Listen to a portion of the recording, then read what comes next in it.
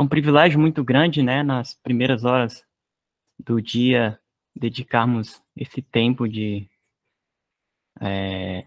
fazendo aquilo que é mais útil e importante para as nossas vidas, né?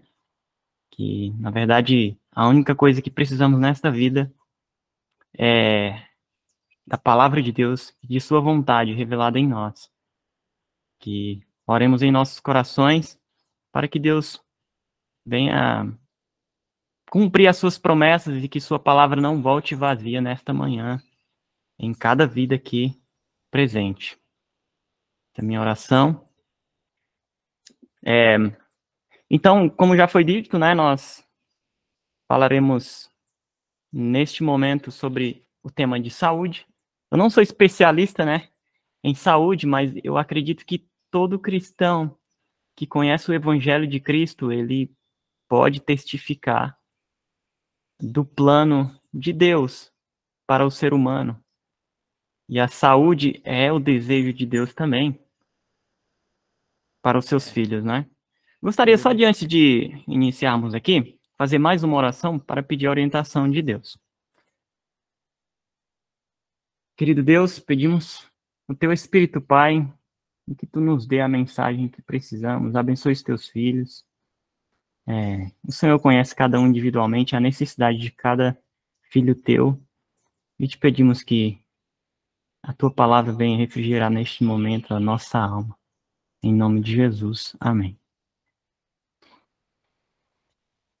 Então, o tema que eu escolhi para esta manhã é o plano da felicidade. Felicidade, na verdade, se formos pensar, tudo que os seres humanos faz, todos os projetos e a busca humana, na verdade, tudo que o ser humano faz é em busca da felicidade. Tudo gira em torno disso. Por isso que eu decidi pôr esse tema na tela. E, na verdade, a saúde, né, e felicidade são palavras que estão relacionadas entre si. O desejo de Deus para com toda a criatura humana exprime-se nas palavras.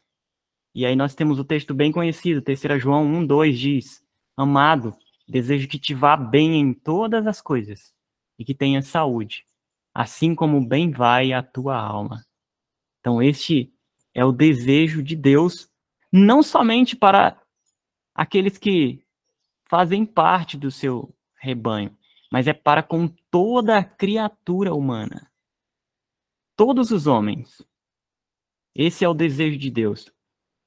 Que te vá bem em todas as coisas e que tenha saúde, assim como bem vai a tua alma. É o desejo de Deus para todas as suas criaturas. Eu acredito que não é novidade para nós que no mundo em que nós vivemos hoje, é até interessante a gente pensar que na época da história onde nós somos mais servidos, né, em questões que dizem respeito ao conforto, à agilidade, hoje a tecnologia, as ferramentas, nós conseguimos nos deslocar com mais rapidez, temos ferramentas úteis para facilitar a nossa vida, mas a medicina tem avançado, mas parece que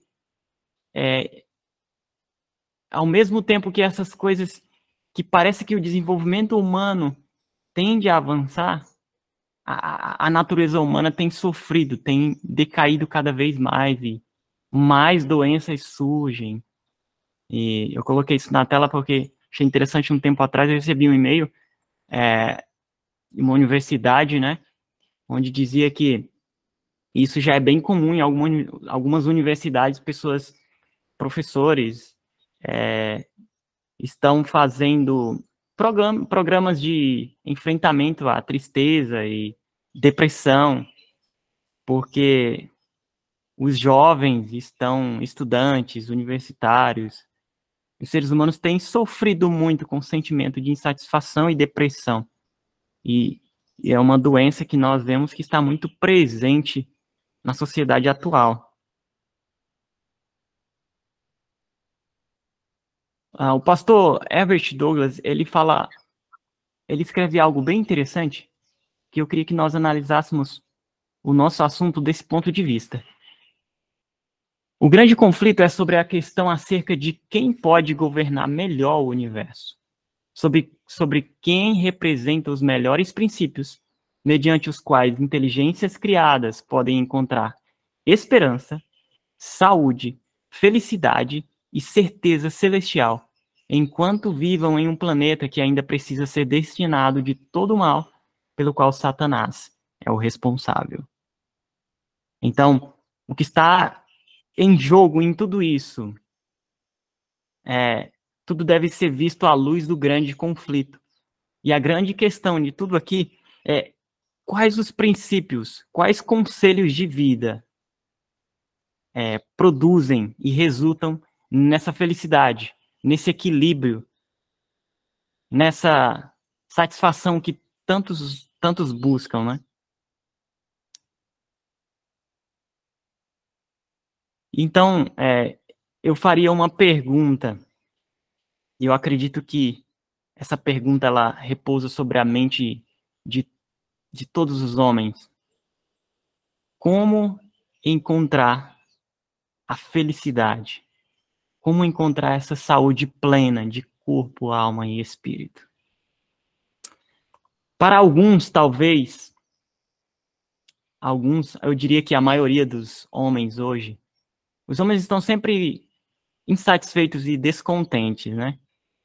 Então, muitos diriam que, olha, hoje eu ainda não sou tão feliz como eu gostaria, mas eu acredito que talvez quando eu possuísse uma casa como esta, quem sabe então, eu acho que eu seria uma pessoa muito feliz, porque eu seria possuída de muito poder e riqueza.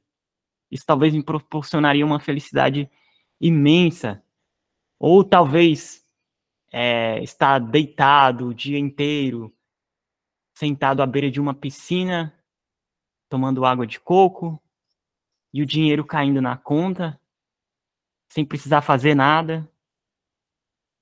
Mas será que um estilo de vida ocioso, onde nada se faz, proporcionaria de fato aquilo que os homens necessitam?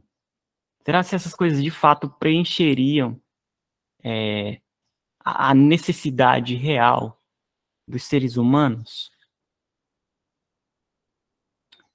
Há um texto interessante que eu acho muito verdadeiro que diz: a felicidade e a saúde são incompatíveis com a ociosidade. Primeiro ponto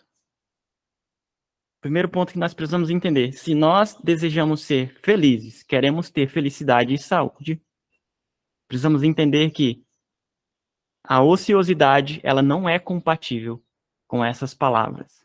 Ou seja, inatividade, ociosidade, eles não proporcionam a felicidade da qual tantos buscam.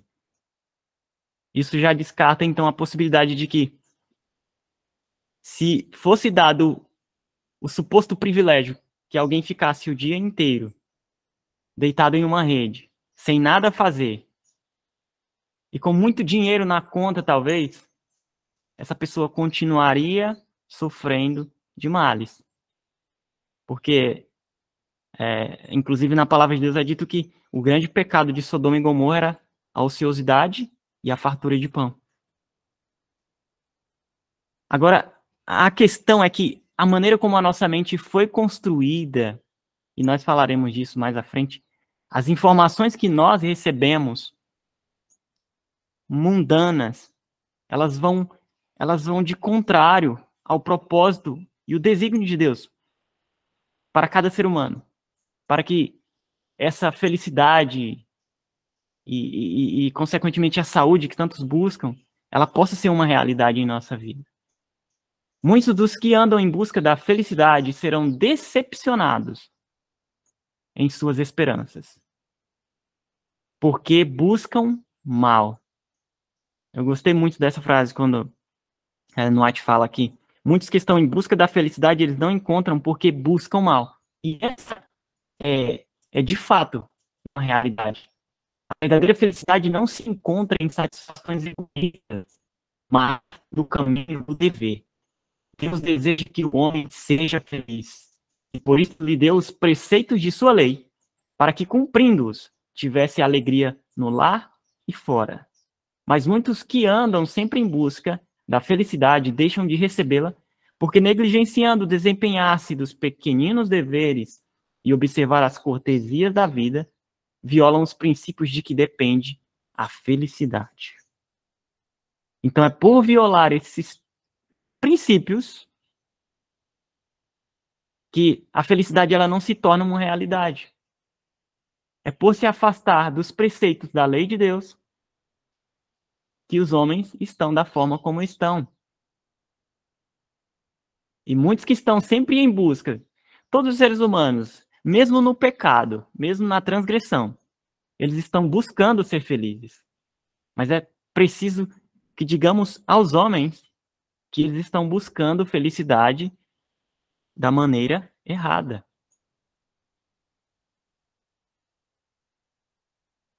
A lei de Jeová é a árvore, e o evangelho são as perfumosas flores e os frutos que ela produz. Veja, a lei de Jeová é a árvore.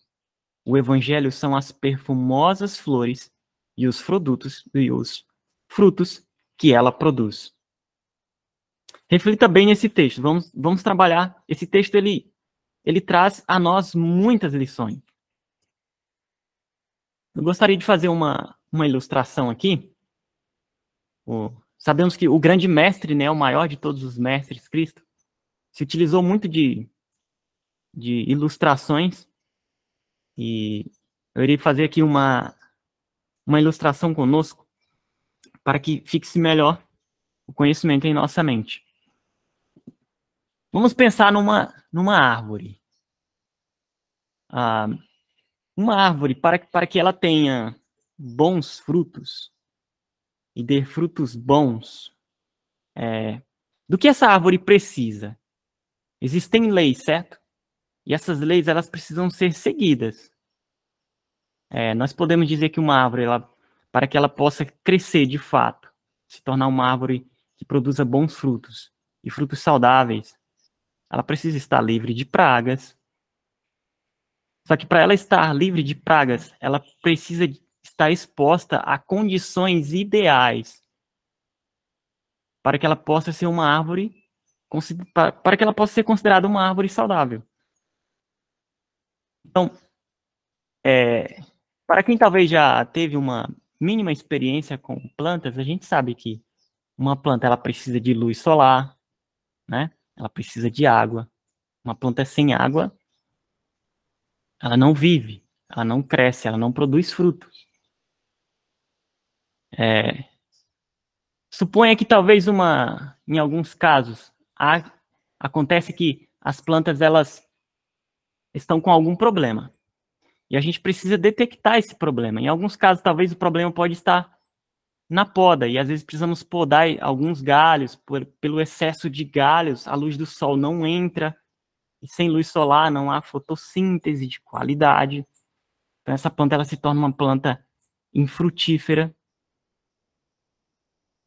Só que na maioria dos casos, na maioria das vezes, os problemas nas plantas na maioria das vezes, de doenças e pragas, está associado com a nutrição, os nutrientes, as condições do solo, no solo no qual essa planta está inserida.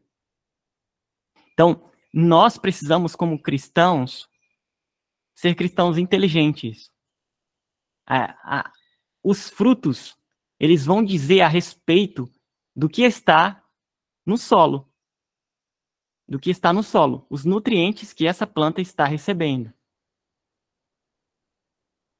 Então, vamos supor que eu e você sejamos essa árvore. Eu e você somos essa árvore. E esses nutrientes sejam as informações que nós recebemos. E essa informação, nós recebemos, no geral, da educação, a educação da escola que a gente frequenta. A gente recebe ela da nossa família, da religião, da cultura, enfim, na sociedade em que a gente vive. E essa informação que a gente recebe, ela vai desenvolver em nós um comportamento, certo? Ou um hábito.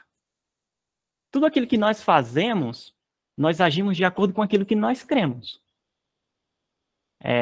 Se nós tomamos água, é porque nós entendemos que água é uma necessidade para o nosso corpo. Então, nós vamos e tomamos água. Se a gente faz atividade física, é porque a gente recebeu uma informação de que fazer atividade física é necessário para ter saúde. Então, veja que se nós professamos crer em algo, nós agimos de acordo com aquilo. E quando nós recebemos essa informação vai desenvolver um comportamento, um hábito em nós. E esse hábito, ele vai ser resultado. Se for bons hábitos, hábitos corretos, hábitos saudáveis, os frutos serão saudáveis. Se os hábitos forem errados, se forem hábitos incorretos, os frutos serão doença. É por isso que a doença, ela deve ser vista do ponto de vista causal. Nós precisamos entender que toda doença, isso muitas pessoas não entendem. A doença, ela é resultado, ela é simplesmente um efeito de algo que está errado. E o que eu quero enfatizar aqui é que, lembra do texto que eu mencionei no início? Que muitos que estão em busca da felicidade, ou seja, de saúde, paz, eles não têm porque eles buscam mal. Por que buscam mal?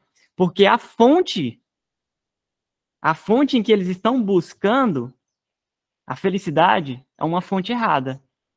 Por exemplo, se uma planta ela está dando problema, talvez o fruto não está sendo saudável como deveria. E daí o solo está com um pH, não está com um pH ideal, está muito ácido.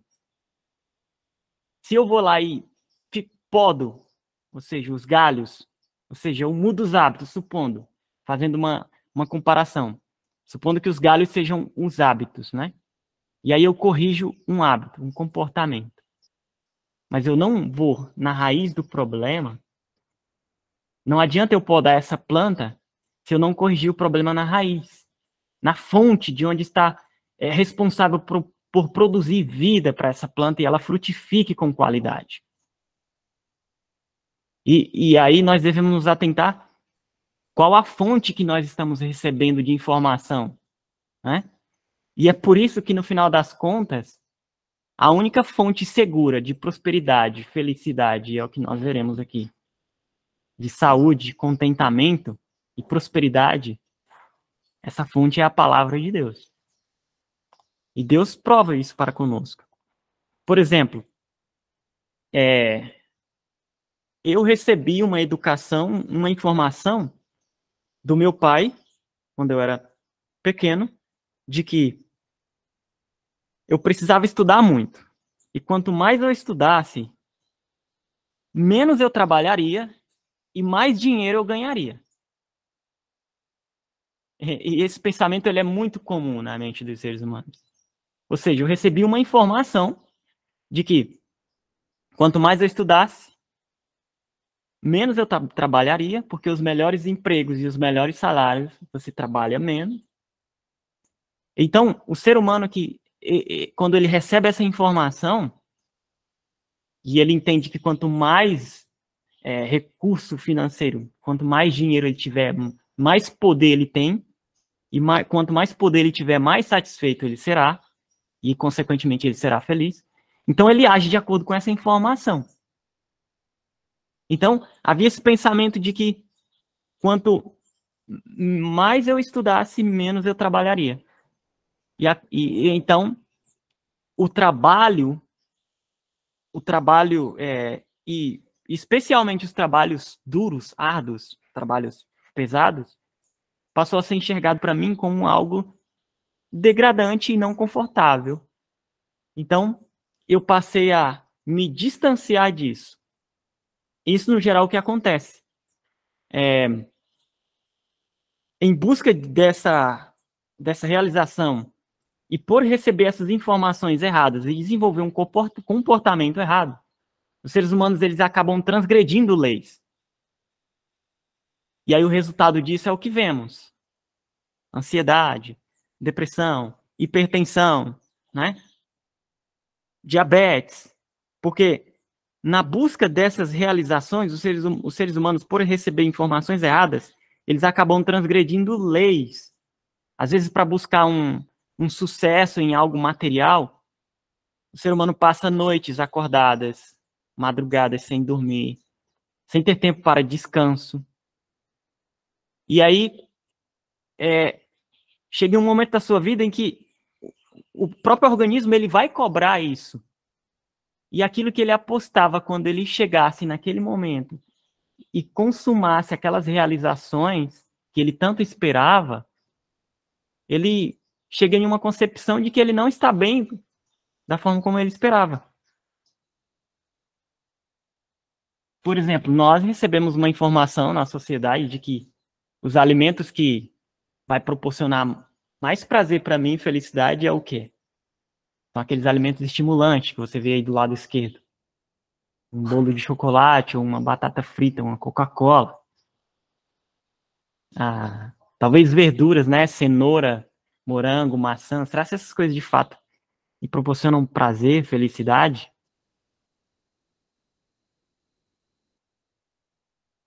Vou dar um exemplo. Quando geralmente se perguntasse para uma pessoa, quem é mais feliz? Uma pessoa que trabalha em um escritório fechado ou um agricultor? Geralmente, devido à informação que a gente recebeu, é de que a pessoa mais agraciada, né, a mais favorecida, talvez seja aquela que esteja em um ambiente fechado. Mas será se de fato essa é uma realidade? Não que esse tipo de profissão, trabalhar em um ambiente fechado, em um escritório, seja errado, não isso. Eu estou querendo trabalhar no aspecto da motivação, do porquê que nós escolhemos certas coisas para nós. Porque nós recorremos por certos caminhos e julgamos que este caminho é o melhor para nós. Por quê? Por exemplo, a gente sabe que na agricultura, geralmente, quando esse tipo de atividade, a gente está exposto à luz solar, a gente bebe mais água, a gente faz exercício físico com mais frequência. E, em contrapartida, pessoas que vivem em ambientes fechados e isolados, não é? Elas não estão providas destes remédios, né? Que são os 8 remédios que nós conhecemos, os 8 remédios da natureza. E a gente sabe que, por exemplo, a vitamina D, que é adquirida do sol, ela está fortemente associada com o equilíbrio hormonal do nosso corpo. Os hormônios do prazer, da felicidade. Então, essa questão da informação é muito importante a gente considerar isso. Porque a informação que a gente recebeu, ela é uma informação que, no geral, ela não partiu do princípio bíblico, e é por isso que os homens sofrem e padecem tanto. Essas pessoas julgam que, quando eu estudar muito e tiver aquele emprego onde eu não precise me esforçar, estar sentado em uma sala de escritório, sem pegar sol, sem fazer atividade física, quanto menos eu trabalhar, ou seja, quanto menos esforço eu fizer, melhor. Sendo que deveria ser o contrário. Quanto mais esforço, melhor para o meu organismo. Claro que tudo com equilíbrio e temperança, não é?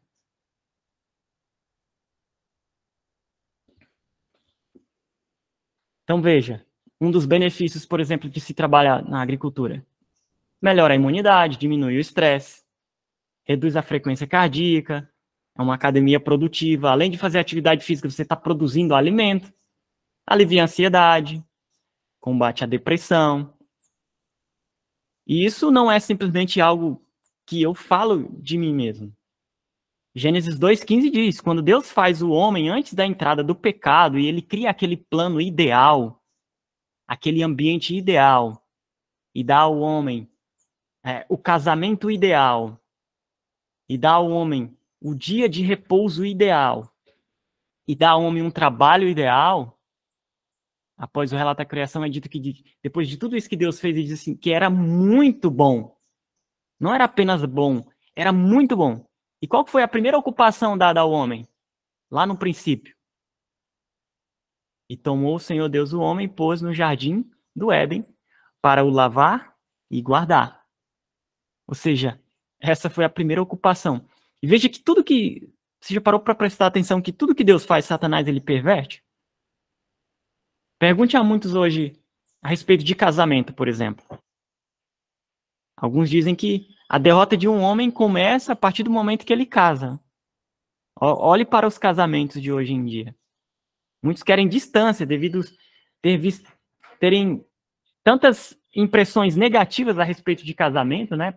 Por ver lares destruídos, casamentos rompidos, não querem isso para si. Mas o casamento, no propósito ideal de Deus, o casamento é o início, né? É onde o homem se torna mais plenamente, deveria se tornar mais plenamente feliz. E quando se fala, por exemplo, que tipo de ocupação você gostaria de ter? Se assim, eu queria ser um agricultor na sociedade atual. Parece que esse tipo de ocupação não está muito associada a algo que é degradante, né? É algo que não é tão bom assim de se fazer. Veja que Satanás ele conseguiu deturpar tudo que Deus fez.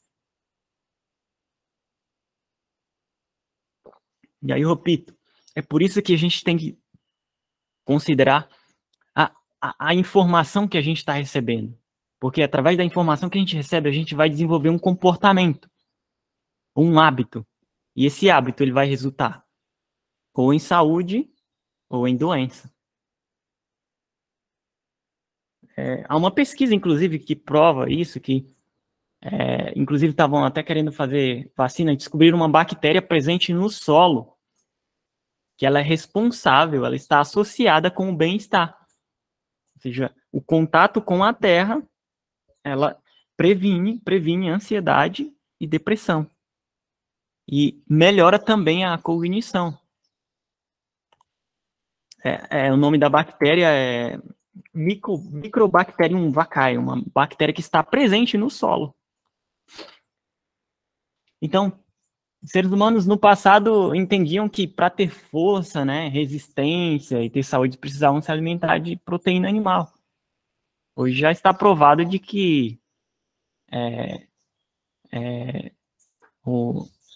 se alimentar de proteínas vegetais proporciona muito mais vantajoso em vários aspectos, né?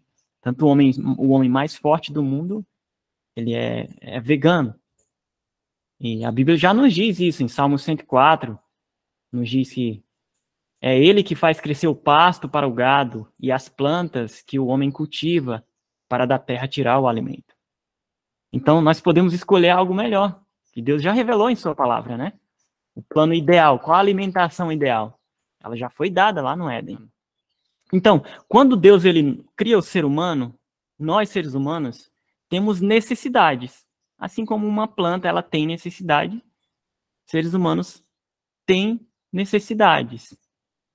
A nossa necessidade, nós precisamos de alimento, precisamos de água, precisamos de exercício, precisamos de ar, precisamos de luz solar, precisamos de temperança também, equilíbrio em tudo que é bom, né? E nós precisamos também de amor. Todos aqueles 7 primeiros remédios ali, ó, alimento, água, exercício, ar, repouso, luz solar, temperança, elas estão relacionadas às necessidades físicas da nossa natureza humana. O amor, é uma necessidade também vital. É uma necessidade vital, assim como o ar, luz solar, exercício, é uma necessidade vital para o corpo. É por isso que A mensagem de saúde, ela não pode ser vista apenas do ponto de vista físico. É por isso que sem o evangelho não pode haver plenitude de vida, não pode haver saúde sem o evangelho, sem a lei de Deus. Porque amor é um fruto do Espírito. E o amor, ele é o remédio para a alma, para o espírito. Porque nós sabemos que nós, o ser humano, a natureza humana, que a Bíblia chama de alma vivente, ela é a junção do espírito, né, que é o fôlego da vida, com o corpo. E o Senhor Deus formou o homem do pó da terra e soprou nas suas narinas o sopro da vida. E o homem se tornou alma vivente. Então, toda alma vivente, ela precisa de remédio para o espírito. E esse remédio é o amor. Enfermidades mentais prevalecem por toda parte. E nós conhecemos bem esse texto. 9 de cada 10 doenças das quais os homens sofrem têm aí sua base. É por isso que a maioria das doenças ela tem sua origem na mente. E é por isso que nós devemos considerar seriamente esse assunto. E isso prova, né, daquilo que a gente falou anteriormente, porque que 9 em cada 10 doenças é de origem mental. E agora a gente vai entrar em um aspecto aqui muito importante, que muitos não se atentam muitas vezes, né? Se tratando nesse aspecto desse remédio chamado amor. A lei da vida, a lei do serviço, a lei da abnegação, é a lei que rege o universo. Ellen White tem um texto maravilhoso no capítulo 1 do Desejado de Todas as Nações, onde ela diz que nenhum pássaro que fende os ares, nenhum animal que se move sobre a terra, deixa de servir a qualquer outra vida. Folha alguma da floresta, nem a humilde haste de erva, é sem utilidade. Toda árvore, arbusto e folha exalam aquele elemento de vida sem o qual nenhum homem ou animal poderia existir. E animal e homem servem, por sua vez, a vida da folha, do arbusto e da árvore. Veja que o único ser que vive para si, ela diz que nenhum pássaro que fende os ares, nenhum animal que se move sobre a terra deixa de servir qualquer outra vida. Anterior a isso, ela diz que não há nada, a não ser o coração egoísta do homem que viva para si. E é por viver para si, para a satisfação própria, para a busca dos próprios prazeres, que os homens padecem de males. E é por isso que padecemos tanto. E é por isso que cumpria que Cristo viesse revelar ao homem o plano de Deus, o plano da felicidade. E se a gente quer entender o plano da felicidade, nós precisamos olhar para a vida de Cristo, como ele viveu. Ele dizia, nada faço de mim mesmo. O Pai que vive me enviou. João 6,57. Eu vivo pelo Pai. João 8,50. Não busco a minha glória. Ou seja, Cristo não estava aqui nessa terra interessado com os seus próprios prazeres, nem com a sua própria honra. Muitos padecem de males porque ainda padecemos muitas vezes porque estamos muito preocupados conosco mesmos. Nos preocupamos ainda com o que será da nossa reputação, o que será do nosso amanhã, será se estarei bem ou não, com o nosso reconhecimento no meio da sociedade. E quando a gente olha para a vida de Cristo, ele sendo Deus, deixa a corte celeste, sendo honrado e exaltado por todos os anjos, para viver uma vida de humilhação, lavar os pés de pecadores. O que há de nobre nisso, né? Lavar os pés de pecadores. Mas Cristo veio mostrar que este é o penhor da exaltação, a humilhação. Né? Acredito que na vida de Cristo, a exaltação de Cristo, o penhor da exaltação de Cristo era a sua humilhação. A humildade presente na vida de Cristo era o remédio que a humanidade precisava. E é por isso que os filhos de Deus devem demonstrar humildade e não viver para si mesmo. porque vivendo para si mesmo, a vida gasta para o próprio eu é como o grão que se consome. Desaparece, mas não há aumento. Junte o homem para si tudo quanto pode. Viva, pense e faça planos para o próprio proveito. Sua vida passará, no entanto, e ele nada terá. A lei do serviço do próprio eu é a lei da destruição de si mesmo. A lei do serviço do próprio eu é a destruição de si mesmo. Então nós temos essas necessidades básicas e o amor é uma delas. Porém, nós não produzimos amor. Uma planta, por exemplo, para que ela frutifique, ela precisa dessas condições ideais. Só que ela não pode sair dali e buscar a própria nutrição. O sol, a luz do sol, ela precisa estar exposta à luz do sol, uma fonte externa que vem a ela. A nutrição que vem do solo. Da mesma forma somos nós. Para que haja amor, para que haja poder moral, nós precisamos do Evangelho de Cristo. E é por isso que quando nós recebemos o Evangelho, nós recebemos a vida de Cristo. E é por isso que o Evangelho, a proposta do Evangelho, ela é radical. Deus não está preocupado em tratar a nossa doença apenas no sintoma, como nós estamos acostumados a ver no nosso mundo. O Evangelho é radical. A proposta do Evangelho é resolver o problema pela raiz. E para que esse problema seja resolvido, a vida de Cristo precisa ser entronizada na alma. E quando a vida de Cristo é recebida por meio do Evangelho, os frutos são vistos. Amor, paz, gozo, bondade, longanimidade. Veja que essas palavras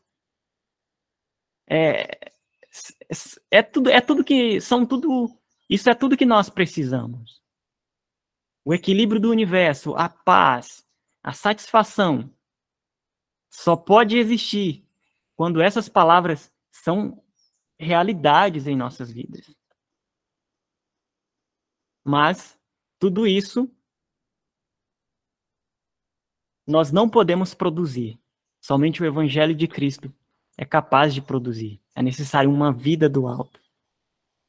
E olha que interessante esse texto em Parábolas de Jesus, página 11.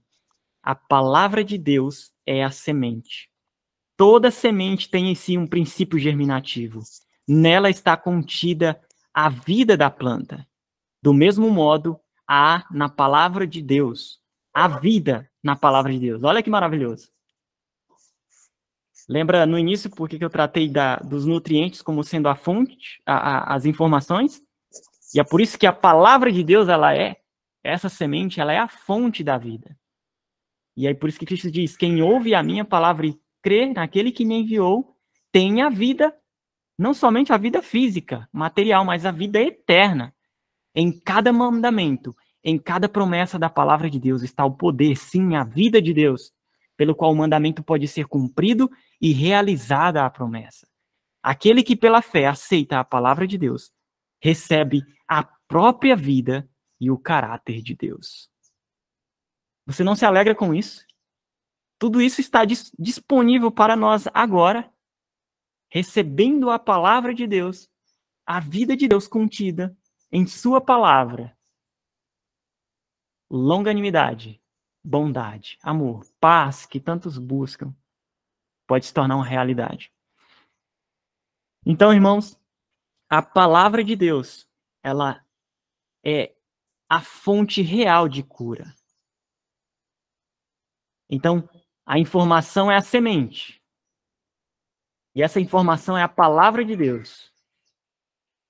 E quando nós nos alimentamos dessa palavra, nós agiremos de acordo com essa palavra. Ou seja, os nossos hábitos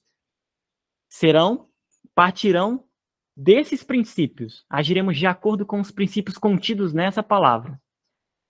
E os frutos? Qual será o fruto? O fruto, então, será o caráter de Cristo.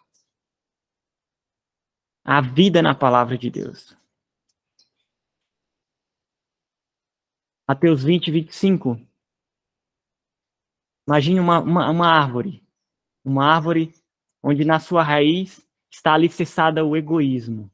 Uma árvore alicerçada em egoísmo. Este é o conhecimento, a informação do mundo. Ó. Jesus os chamou aos discípulos e disse, e os discípulos precisavam reverter, eles precisavam vencer, porque eles haviam sido educados também nessa informação mundana de que, como Jesus fala em Mateus 20, 25, vocês sabem que os governantes das nações dominam as pessoas por meio da força, né? E as pessoas os servem, mas no evangelho não. Quem quiser tornar-se importante entre vocês deverá ser o primeiro ao quê? A servir, a ser escravo. Quer ser feliz? Quer ser exaltado? Sirva. Não foi assim que Cristo viveu? E será se Cristo vivendo em prol dos seus semelhantes, será se faltava alegria no coração de Cristo? Em servir? De um ponto de vista humano, o dinheiro é poder, mas do ponto de vista cristão, o amor é que é o poder. Olha que maravilhoso isso. De um ponto de vista humano, o dinheiro é poder, mas do ponto de vista cristão, o amor é que é o poder. Força intelectual e espiritual acham-se envolvidas neste princípio. O amor puro é de especial eficácia no fazer o bem, e não pode fazer nada senão o bem. Aí eu pergunto a vocês, quantos lares destruídos? Quantas famílias destruídas por falta de amor? Impede a discórdia e a miséria e traz a mais real felicidade.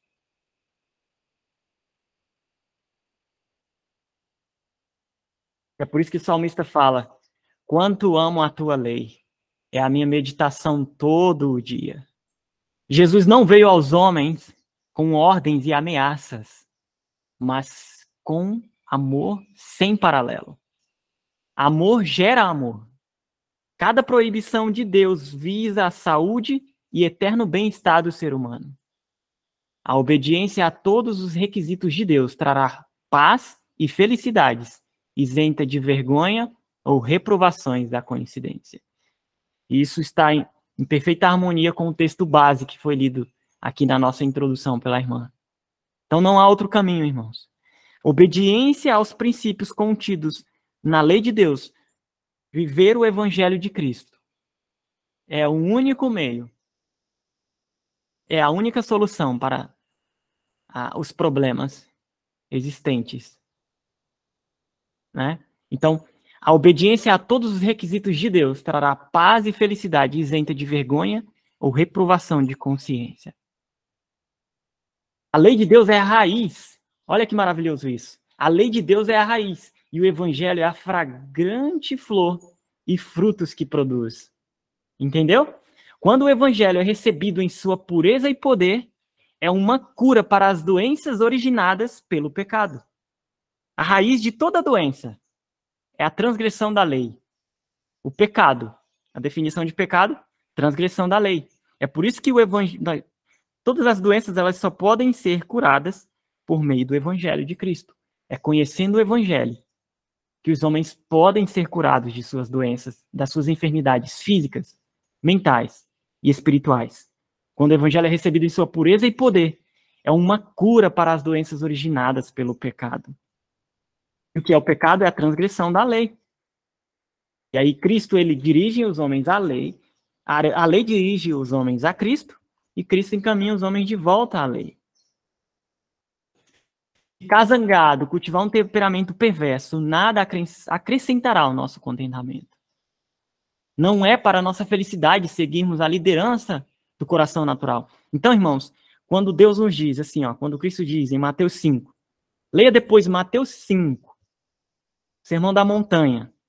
Ali Cristo está dizendo aos homens como ser feliz, como ter saúde e prosperidade. Quando Cristo diz assim, amai os vossos inimigos, está dizendo, você quer ter saúde? Você quer ser feliz? Ame seu inimigo.